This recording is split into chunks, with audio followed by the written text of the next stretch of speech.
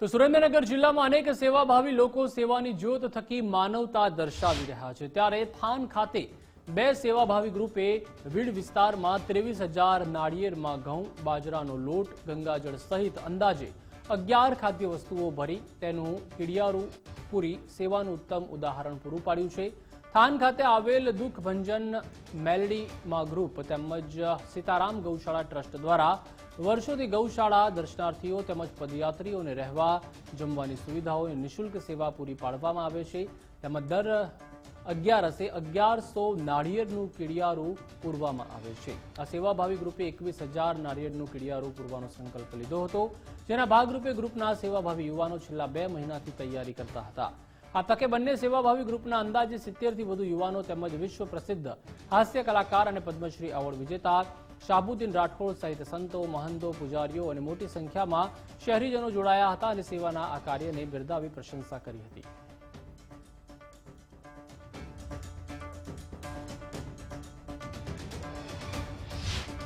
21,000 નાળિયેરની જગ્યાએ 23,000 નાળિયેર કીડિયારું પૂરવા માટે અમે બાંડિયાબેલી વિસ્તારની અંદર આવેલા છીએ।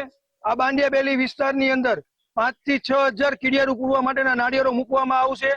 કીડિયારું પૂરવા માટેના જે નાળિયેર 23,000 નાળિયેરની અંદર આપણે ખાદ્ય સામગ્રીની વાત કરીએ તો એ ખાદ્ય સામગ્રી 3 ટન એટલે 3,000 કિલો કરતા પણ વધારે, જેની અંદર 11 અલગ અલગ વસ્તુઓ મૂકવામાં આવેલી છે।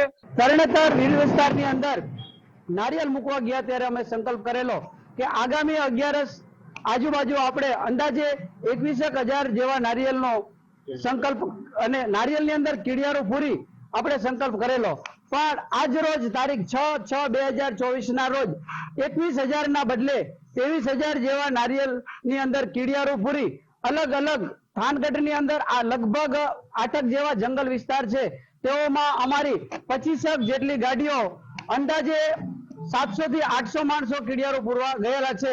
આ જે નાળિયેરની જે પ્રોસેસ છે એમાં અમે 1 મહિનાથી અને એમાં છેલ્લા 20 દિવસથી સતત દિવસ ને રાત અમારા અલગ અલગ ગ્રુપના સ્વયંસેવકો મિત્રો આવતા, એમાં સવિશેષ કે અમારી રાજસ્થાનની એક ટીમ અને એમપી ની ટીમ જે એમના મજૂર વર્ગ જે કામ કરે છે એ લોકો સાથે આવી અને અમે ખરા બપોરે એટલે કે ધમધોકતો તાપ હોય અને એમાં આવીને આ નાળિયેરમાં છોલવાનું કામ અને હોલ પાડવાનું કામ કરતા એવા સર્વે લોકો અમે સાથે જોડાયેલા છે। કીડિયારું પૂરવાથી શું થાય છે કે કીડીઓની સંખ્યા વધી જાય છે। આપણા એક જમાનામાં તો એવું હતું કે સાંજે જે ફરવા નીકળે ને એ કીડિયારું હારે રહેતા જ અને કીડિયારું પૂરતા, આ એક પ્રથા હતી, હવે નથી રહી। મોર્નિંગ વોક ને ઇવનિંગ વોકમાં ક્યાંય ખોવાઈ ગયું કીડિયારું, પણ આ પૂર્ણ જાગૃતિ થઈ એની।